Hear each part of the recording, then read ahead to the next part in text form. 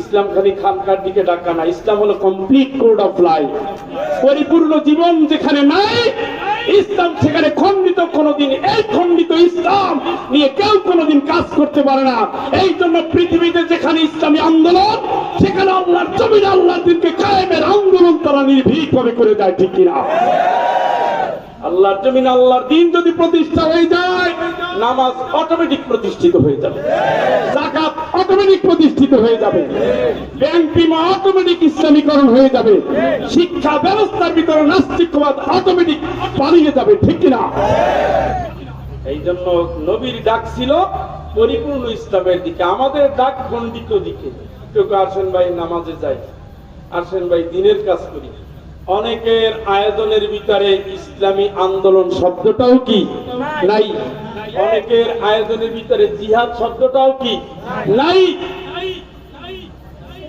অথচ কোরআন আল কারীম যত দিক মানুষকে নিয়েছে, ওর একটা দিনকে যদি কেউ অস্বীকার করে, একটা বিভাগকে যদি কেউ অস্বীকার করে, সে কুফরি করে।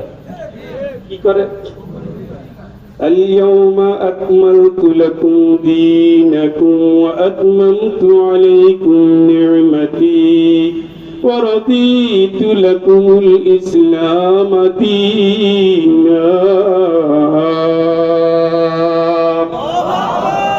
1,24,000-এর মতো সাথী, এদেরকে নিয়ে নবী বিদায় হজের ভাষণ দিচ্ছে। আল্লাহ কয়, বাস নবী ঠিক আছে, আজকের দিন ইসলাম কমপ্লিট করে দিলাম। সুবহানাল্লাহ। কে কমপ্লিট করলেন? আল্লাহ কমপ্লিট করে দিলেন, মানে আর কোনো কিছু বাকি নাই।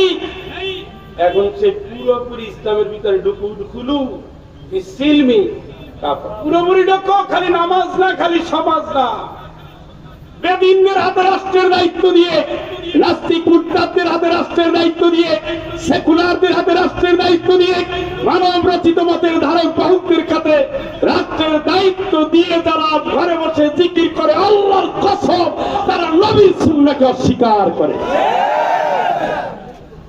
وقاتلوهم حتى لا تكون فتنة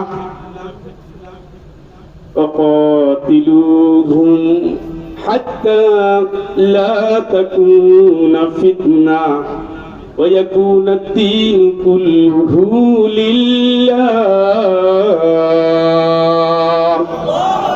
আল্লাহ কা লড়ো, লড়ে যাও, লড়ো, লড়াই করো,